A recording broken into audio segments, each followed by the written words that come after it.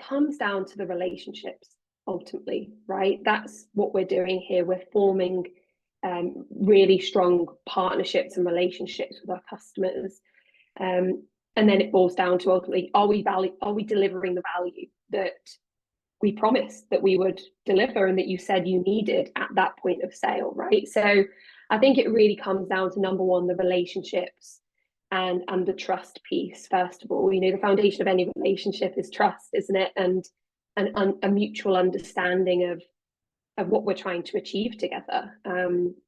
So at every touch point for me, my role is to ensure that I truly understand that customer, and am I communicating with that customer in the right way? So the foundation for me of that relationship is the communication piece. So I always start with any new customer in just discovering who they are.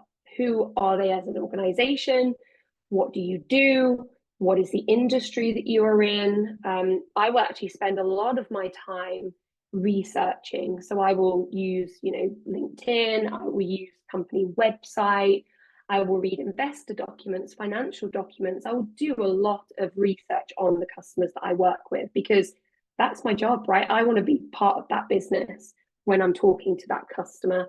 And I think that's one way of really gaining their trust, is knowing their business, knowing the industry that they're working in. And that's tough, right? Because I don't work in global banking, but when I'm talking to a global banking customer, I do, or at least I want to show that I do. And then for me, it's about their business goals, right? Nobody buys, and this is a little bit different to what Adam does, because what I do is SaaS, right? It's not a physical product. It's less tangible quite often than a piece of paper, for example. So when our customers buy stuff, they're buying it to solve a problem.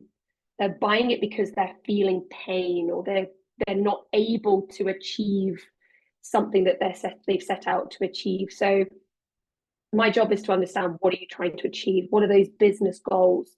What are the strategic priorities of your organization? And then what's stopping you from getting there?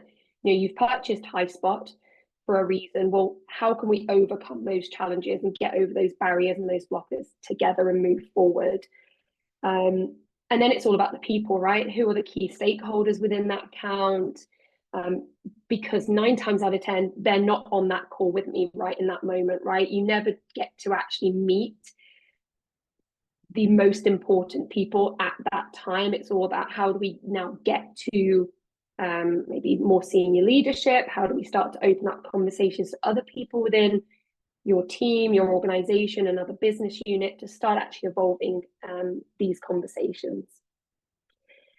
I also think it's super important to understand personal motivations as well, right? Because everybody that we speak to has their own reasons for doing something, their own reasons for being at a company, their own reasons for purchasing a software solution or a product. So what are your personal motivations? And then you can start to use them as you, in a positive way. You can really start to use those motivations and have a really much deeper understanding of who those people are that you're working with, and why we're doing what we're doing together. So the relationships are the first piece, and really building those. I follow methodologies quite often in my sort of sales processes and when I'm managing accounts. So MEDIC or MEDPIC seem to be really powerful for me, and I think a lot of people in my industry, in the tech world, use that as well. But there's loads of others out there that you can use to make sure that you are really that you're really following the right route and path, and you're not leaving any stone unturned. So that would be my first sort of point.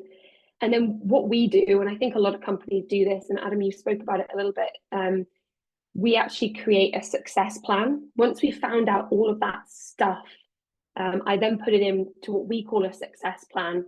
And that's the starting point then, really, for us to be able to move forward together as a partnership, as and in collaboration with one another, and understand, how do we now actually execute on what we understand to be your key strategic needs and priorities. So we have that plan, and then it's all about really sort of executing and delivering on that plan, really. And the next part for me is, you've got the relationships, the next part is the value, right?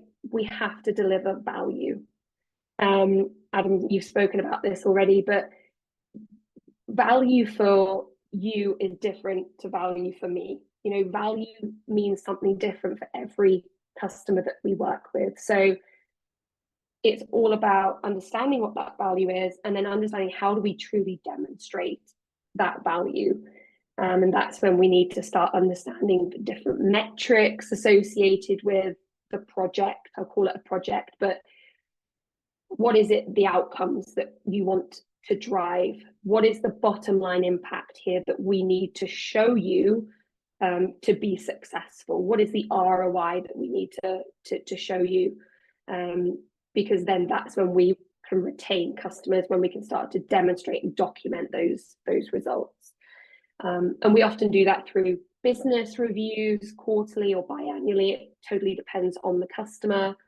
But yeah, that's where we start to then bring together everything that we know, everything that we are achieving, and really paint the picture of success, and ask the customer, you know, are we delivering on what you want us to deliver on, and be very, very clear in that together.